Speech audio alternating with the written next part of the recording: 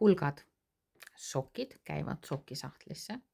Trussikud käivad trussikute sahtlisse. Särgid käivad särkide riiuli peale. X-id käivad kokku X-idega.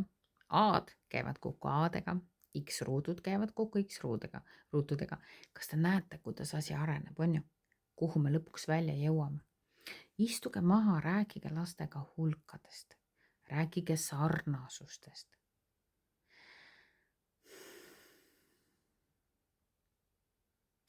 Ja kui te nüüd hakkate hulki päriselt uurima, siis te võite avastada, et see tuleb teile tubade koristamises meeletult abiks. On ju? Sest tubade koristamisel me paneme õiged hulgad õigesse kohta ja siis toon välja väikene nüanss. By the way, see, mis sa praegu teed, on matemaatika ja sa kasutad oma matemaatilist ajuosa. Ja nii sa aitad jälle lapsel saada aru sellest, et matemaatika pole mingi uina-muina asi, vaid me päriselt kasutame seda oma elus, kas või tubade koristamisel. On ju?